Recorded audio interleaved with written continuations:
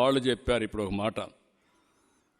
ముఖ్యమంత్రి ఒక సభలో మాట్లాడుతూ చొక్కా చేతులు మడత పెట్టే సమయం వచ్చింది. చొక్కా చేతులు మడత పెడతాడంట. నువ్వు మీ వైసీపీ కార్యకర్తలు చొక్కాలు మడత పెడితే మా టీడీపీ కార్యకర్తలు, జన సైనికులు, ప్రజలు కుర్చీలు మడత పెడతారు.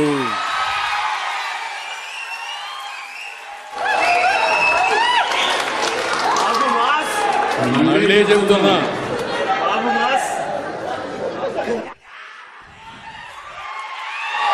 సీఎం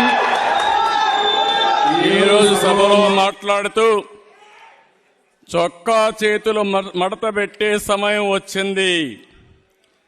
నువ్వు మీ వైసీపీ కార్యకర్తలు చొక్కాలు మడత పెడితే మా టీడీపీ కార్యకర్తలు, జన సైనికులు, ప్రజలు కుర్చీలు మడత పెడతారు.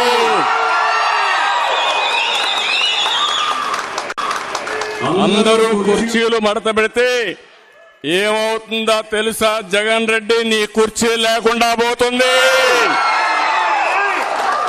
నువ్వు ముఖ్యమంత్రి హోదాలో ఉన్నావు. ఎన్నికలంటే ద్వంద్వ యుద్ధం. చొక్కాలు, చేతులు కుర్చీలు మడత పెట్టడం కొట్టుకోవడానికి కాదు. ఆ విషయం గుర్తుపెట్టుకొని ప్రవర్తిస్తే మేము కూడా గౌరవంగా ఉంటాం. కబద్దార్, జాగ్రత్తగా ఉండమని మరొక్కసారి సభ ద్వారా హెచ్చరిస్తున్నా.